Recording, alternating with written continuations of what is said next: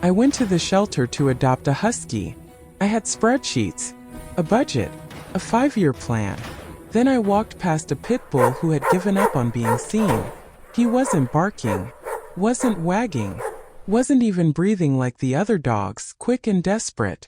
His breaths were so shallow I had to stop and make sure his chest was still moving. He sat in the back corner of Kennel 12, facing the concrete wall. His body curled so tight it looked like he was trying to disappear into himself. Every other dog was screaming to exist. He'd learned that existing only brought more rejection. I kept walking. I had a plan. I wasn't prepared for a dog whose eyes looked like they'd already died. But I couldn't unhear the silence where his bark should have been. Couldn't unsee the way families walked past him like he was already gone. A little girl pressed her face against the glass of the kennel beside his. A chocolate lab doing flips for attention. She squealed with joy. Nobody even glanced at Romeo. Not once. He knew it too. You could see it in the way he'd positioned himself, not just away from the glass but away from hope itself. He'd done the math. He'd counted the days. He'd watched every other dog leave while he stayed. And he'd made peace with it. I adopted him anyway. I still wake up at 3 a.m. wondering if I saved him or just delayed the inevitable. Right now there's a dog sitting exactly like Romeo sat, facing a wall, breathing shallow, waiting for no one. They've stopped performing because performing only makes it hurt worse when people keep walking. I'm asking you for 3 seconds, don't scroll past them the way everyone else did. Subscribe to this channel and let these invisible dogs be seen. Let someone know their silence matters. Because for dogs like Romeo, being forgotten isn't just sad. It's fatal. The shelter smelled like industrial cleaner trying to mask something that couldn't be cleaned. The scent of abandonment itself. My folder was thick with research. Husky exercise requirements, grooming costs, behavioral charts. I called 3 trainers. I knew exactly what I wanted. The noise hit me first. Barking so loud it vibrated in my chest. Paws scraping metal. Bodies throwing themselves against kennel doors with the kind of desperation that makes your throat tight. Every dog was screaming the same thing. I'm here. I'm still here. Please. Then I saw him. Kennel 12. Back corner. Facing the wall. Romeo. He wasn't pacing. Wasn't barking. Wasn't watching the parade of potential families with that heartbreaking hope the other dogs had. His head was tucked down. Body pressed into the corner like he was trying to make himself small enough to stop taking up space someone else deserved. The card on his kennel said he'd been there 127 days. I stopped walking. A family passed. The mother glanced at Romeo's card, saw a pit bull mix, and pulled her daughter toward the golden retriever doing backflips in the next kennel. A young couple looked at his breed, looked at his posture, that defeated, folded-in collapse, and kept moving. And Romeo knew. You could see it in every locked muscle. He wasn't surprised. He was prepared. This was the routine. This was every day. People came, looked, calculated the risk or the work or the sadness, and chose something easier. He'd stopped flinching when footsteps passed by. That's what broke me. Not that he was sad, but that he was past sad. He'd arrived at some cold, quiet place beyond it where hoping felt more dangerous than surrender. I should have kept walking. I had a plan. I had a Husky picked out 2 rows over. A gorgeous blue-eyed female who jumped with joy when I approached. But I couldn't stop staring at the way Romeo's ribs expanded and contracted, slow and controlled, like even breathing had become something he did carefully so no one would notice him doing it. Like he was practicing being a ghost. Another family walked past. Didn't slow down. Didn't pause. Didn't see him. He didn't react. He'd stopped reacting months ago. The shelter worker noticed me standing there. She walked over, glanced at the kennel number, and her face did something. A micro-expression of pity mixed with resignation. That's Romeo, she said quietly. He's been here a while. A while. For months. 16 weeks. 127 days of watching every other dog leave. Can I meet him? She hesitated. Looked at Romeo. Looked at me. You can try. She opened the kennel door with a key that scraped metal. Romeo didn't turn around. Didn't acknowledge the sound of his world opening. He'd heard that sound before. Volunteers checking on him, cleaners washing the kennel floor. And it never meant anything good. I stepped inside. The shelter worker stayed in the doorway, arms crossed, watching with the expression of someone who'd seen this exact scene end badly too many times. I sat down on the concrete, 5 feet away from him, close enough to matter, far enough that I wasn't demanding anything. Romeo still didn't move. The concrete was cold through my jeans. The air smelled like bleach and fear. All I could hear was his breathing, so controlled it sounded rehearsed, like he was holding even that back. I said his name, softly. Romeo. Nothing. Not an ear flick. Not a shift. He stayed facing the wall like I was a ghost, like he was a ghost, like we were both just memories of things that used to matter. He's been like this for 3 weeks, the shelter worker said. Some dogs just shut down. It's not anybody's fault. But it was somebody's fault. It was all the people who walked past. All the ones who saw a pit bull and saw a problem instead of a soul. All the ones who wanted the easy dog, the happy dog, the one who'd already done the work of recovering so they didn't have to. Has anyone tried? I asked. Tried. To adopt him. She paused. A few people asked about him in the first month. But when they met him and he wouldn't engage, they went with other dogs. I thought about leaving. God, I thought about it. I thought about going back to the front, finding that husky, sticking to my plan. I had everything ready. Dog bed ordered. Trainer lined up. I puppy-proofed my house. This wasn't what I'd planned for. But then I thought about what would happen if I left. Romeo would still be here. Tomorrow. Next week. Next month. Until the shelter ran out of space or patience or reasons, and his kennel card got a red stamp that meant he'd run out of time. I told the shelter worker I wanted to adopt him. She blinked. Are you sure? He's going to need a lot of work. Behavioral specialists, maybe medication. And even then, she stopped. Some dogs don't come back.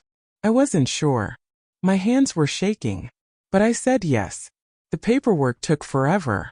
I signed forms I didn't read, my eyes blurring.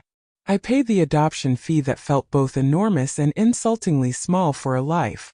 I bought supplies, a leash, a collar, food I didn't know if he'd ever touch. When I came back, Romeo hadn't moved. Same position. Same wall. The worker clipped the leash to his collar and he stood up mechanically, like an old machine being activated, and followed her out. He didn't pull. Didn't resist. Just moved like he was being transferred from one holding cell to another. We walked through the shelter. Past all the dogs still barking, still begging, still believing someone might choose them. Past the front desk. Out into the sunlight. Romeo didn't react to the light. Didn't smell the air. Didn't look around at the world he was leaving. He just stood next to my car, head down, waiting for the next bad thing. I opened the back door. Romeo stood there, staring at the interior like it was a trap. I waited. He didn't move. I had to lift him. His body went rigid the moment I touched him. Every muscle locked, bracing. Not fighting. Bracing. Like he expected to be hurt, and had learned that resisting only made it worse. I set him down gently on the seat. He immediately pressed himself into the corner. Head down, legs tucked. I closed the door and got in the driver's seat. Looked at him in the rearview mirror. He was staring at the seat back. Just staring. Eyes unfocused. Somewhere else entirely. I started the engine. He didn't flinch. I pulled out of the parking lot and onto the road, thinking maybe the movement would wake something in him. Dogs love car rides. The wind. The smells. The sense of going somewhere. I cracked the window. Fresh air poured in, grass and sunshine and freedom. He didn't move toward it. Didn't even lift his nose. I tried talking to him. It's okay, buddy. You're safe now. We're going home. Nothing. Not even an ear twitch. The silence was unbearable. I turned on the radio, soft music, something calm, then turned it off immediately because it felt wrong. Like I was trying to cover up something that needed to be heard. At a red light, I turned fully around to look at him. He was trembling. Not shaking, trembling. A fine, constant vibration through his whole body. His eyes were open but unseeing. He looked like he was waiting for something terrible. And the waiting had gone on so long he'd forgotten what it felt like to stop. I wondered what he was thinking. If he understood this was different. Or if different just meant a new version of the same pain. The light turned green. I drove. I kept waiting for a sign. A tail wag. A glance. A moment of recognition that his life had just changed. But he gave me nothing. He sat there vibrating with silent fear, staring at nothing, waiting. Halfway home I realized I was crying. Just tears sliding down my face while I drove. Because I'd taken him out of the shelter, yes. But I hadn't saved him. Not yet. Maybe not ever. I pulled into my driveway and turned off the car. Romeo didn't move. Didn't register we'd stopped. I opened his door and he stayed pressed into the corner until I reached for him. And then he let me guide him out, his legs stiff and uncertain. He stood in my driveway, head down, body locked, waiting for the next bad thing. And I realized I didn't know how to tell him there wasn't one coming. I let him inside. He followed 3 steps behind, his paws barely making sound on the floor. When we reached the living room, he stopped in the center and just stood there, like he was waiting for instructions, for punishment, for anything to make sense. I gestured to the dog bed in the corner. You can lie down. It's yours. He didn't move. I walked over and touched the bed, patting it gently. See? It's okay. He followed my hand with his eyes but didn't move his body. After 5 minutes of standing frozen, he finally walked to the bed and lay down, but his body stayed rigid. Eyes open. Ears flat against his skull. Every muscle coiled tight like he was bracing for an explosion. I left him alone and went to prepare his food. Premium kibble, the kind recommended by the shelter. I added warm water to make it smell better, mixed in some wet food. Set it down 3 feet from his bed. He didn't look at it. I stepped back. Waited. He kept staring at the wall. An hour passed. 2. 3. The food sat untouched. I moved it closer. Then farther. Changed bowls. Changed food. Sat across the room in silence. Nothing worked. By evening, panic was setting in. How long had it been since he'd eaten? A day? 2? How long can a body go before it starts shutting down? I called the shelter. The woman who answered said he'd been eating there, but barely. Sometimes dogs stop eating when they're stressed. Give him time. Time. Like it was simple. I sat on the couch and watched him as the room darkened. He hadn't moved in 6 hours. His eyes were open but dead. He looked like he was waiting for permission to exist, and I didn't know how to give it to him. I thought about all the dogs at that shelter still throwing themselves at the glass, still screaming, "Pick me, pick me, pick me." And Romeo, who'd learned that screaming only made the silence after it worse. How many meals had he refused before today? How many times had wanting something hurt more than starving? The bowl sat between us. Full. Cold. Ignored. He didn't look at it. Didn't look at me. He just lay there, trembling so faintly you could only see it if you watched long enough. And I realized he wasn't refusing food. He was refusing to hope it would stay. I didn't sleep. Romeo didn't either. He stayed on the dog bed, eyes open, body locked in that same terrible tension. Every hour I'd get up and check on him. Every hour he was exactly the same. Not resting. Not sleeping. Just enduring. I tried lying on the couch nearby. I thought maybe if he saw me settle, he'd feel safe enough to do the same. But every time I closed my eyes, I'd hear his breathing, too shallow, too controlled, the sound of someone who'd forgotten how to let their guard down, and I'd look over to make sure he was still alive. He was always in the same position. Around 2 a.m. I couldn't take it anymore. I sat up and just watched him. His eyes were glazed, staring at something I couldn't see. Something far away. Somewhere he'd learned to go when the world became too much. I thought about how exhausting it must be. To never rest. To live in a body that won't let you relax because relaxing means vulnerability and vulnerability means pain. How many nights had he spent like this? How many months had he lain awake in that kennel, listening to other dogs snore, knowing he couldn't afford to close his eyes. I got up and sat on the floor.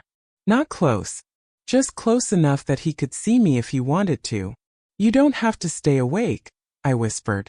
Nothing's going to hurt you here. I promise. He didn't respond, didn't blink. But something happened, something so small I almost missed it. His ear rotated, just a fraction, toward my voice. He was listening. I kept talking. I told him about the house, about the yard with grass he could lie in, about how the food would always be there, about how no one was coming to take him back, no one was going to walk past him again, no one was going to make him small and invisible and silent. His breathing changed, deepened, just slightly, but then it went back to that tight, controlled rhythm, like he'd caught himself hoping and remembered that hoping was dangerous. By 4 a.m. I gave up on sleep, made coffee, sat at the kitchen table where I could still see him. The food bowl was still full. He hadn't glanced at it once. I thought about calling someone, a trainer, a veterinary behaviorist, someone who would know what to do with a soul this broken. But it was the middle of the night, and what would I even say? I adopted a dog who's forgotten how to live? The sun started rising around 6. Light crept across the floor, touched Romeo's bed, illuminated his face. He didn't close his eyes against it, didn't shift away, just kept staring at the wall with those empty, glassy eyes. I wondered how long a body could do this. How long you could live in pure survival mode before survival stopped being life and started being something slower, something quieter, something that looked like waiting to stop existing. The light grew brighter. Romeo stayed frozen, and I sat there trying to figure out how to teach him that closing his eyes wouldn't bring danger, that sleep wasn't surrender, that he was allowed to stop waiting. Day 2. Romeo in the same position, food untouched, eyes open, body locked. I was running on coffee and fear and the growing certainty that I'd made a terrible mistake, that I'd brought home a dog so far gone he couldn't come back, that I'd given him a bed instead of a kennel, but inside his mind nothing had changed. Some dogs don't come back from this. I sat on the floor and watched him, not trying to fix anything, not trying to force progress, just being there. That's when I saw it. His breathing changed. It was microscopic, a deepening so slight that if I hadn't been studying every rise and fall of his ribcage for 20 hours straight, I would have missed it completely. I started talking, quietly, about nothing. The neighbor's orange cat, the way the afternoon light comes through the window, the sound the mailman's truck makes. His breathing deepened again, just a little, just enough. I stopped talking. It went back to shallow. I started again even softer, told him about the birds in the backyard, the squeaky gate, the way rain sounds on the roof. His breathing stayed deeper. His eyes stayed open, still staring at nothing, but his lungs were taking in more air. His body was letting him breathe. I felt something crack inside my chest.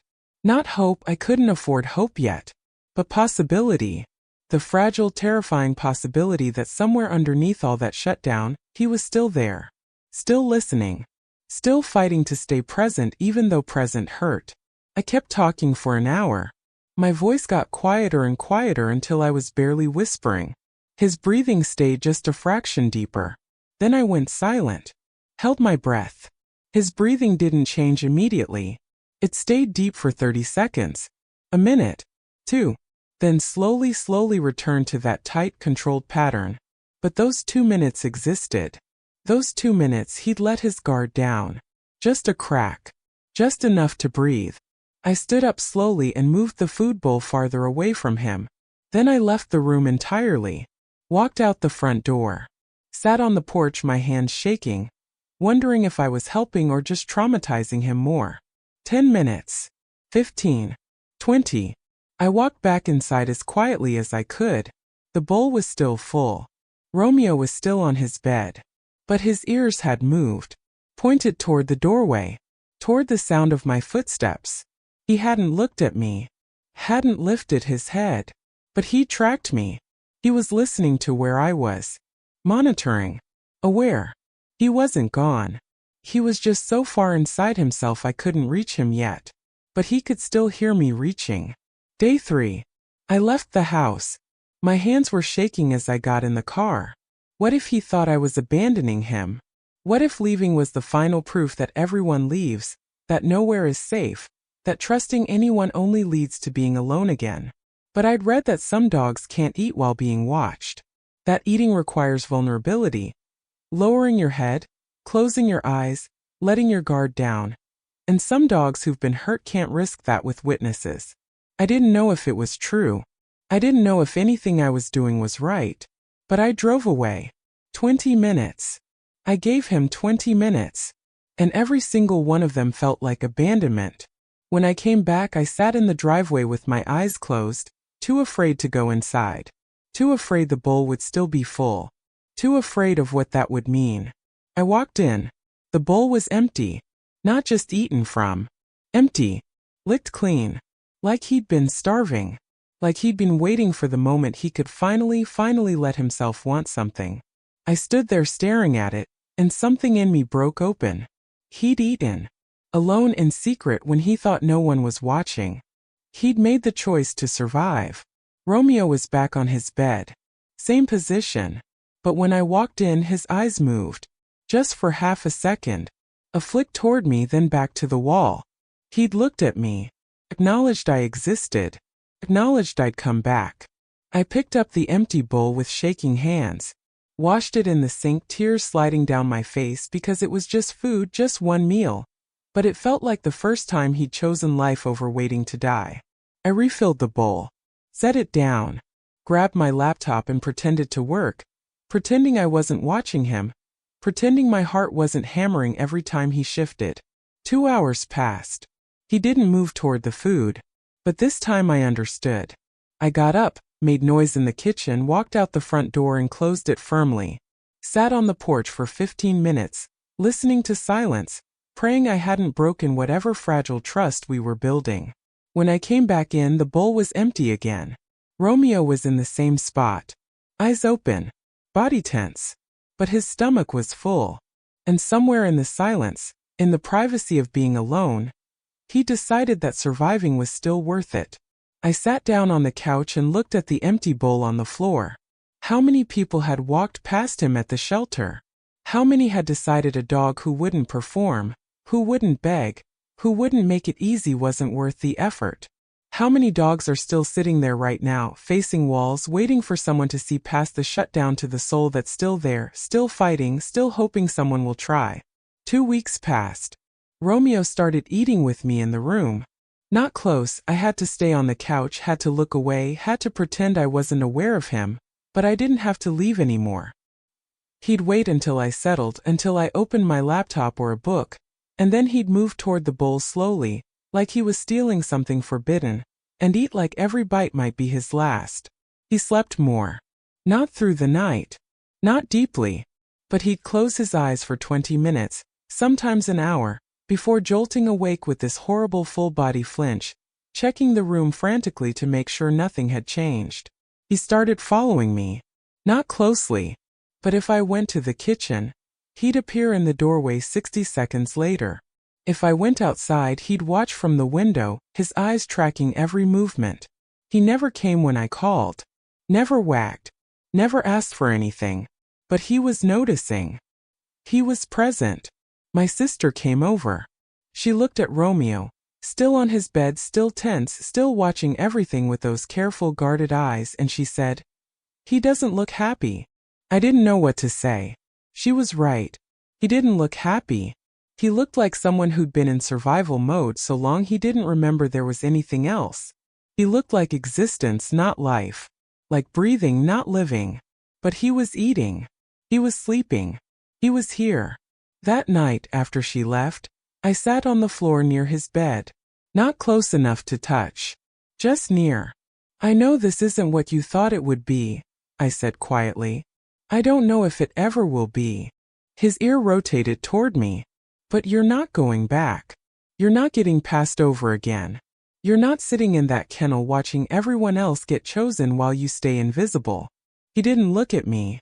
But his breathing changed. Deepened. That micro-shift I'd learned to recognize as the closest thing to trust he could give. I don't know if I'm enough, I said. My voice cracked. I don't know if I'm doing this right, but we're going to keep trying. Both of us. He closed his eyes, just for a moment, then opened them again like he caught himself feeling safe and remembered that safe was a lie. I thought about the shelter, about Kennel 12, about all the dogs still sitting there right now, silent, invisible, shut down, waiting for someone to stop walking, waiting for someone to choose the hard thing, the broken thing, the thing that won't make you feel good about yourself right away. About how many Romeos are still there. Their hopes so far buried they've forgotten what it looked like. Romeo wasn't fixed. He wasn't transformed. He wasn't the heartwarming redemption story people want. But he was here. And he was trying. In his own microscopic, invisible way, he was trying. I got up and went to the couch. Romeo watched me settle in, then put his head down on his paws. His eyes stayed open for a long time. Watching. Guarding. Waiting. Then slowly they closed. Not forever. Not through the night. But for longer than before.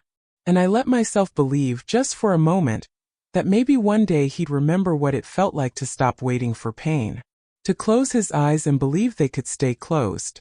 To be a dog again, instead of a ghost who'd learned to breathe quietly in the corners where no one looked. Romeo is still learning that being seen doesn't always mean being hurt. But right now, thousands of dogs are sitting in shelters, silent, invisible, waiting to be forgotten. They're not barking. They're not begging. They've learned that doing those things doesn't save them. Please don't scroll past. Subscribe and share. Silence isn't giving up. It's survival, and it deserves a chance.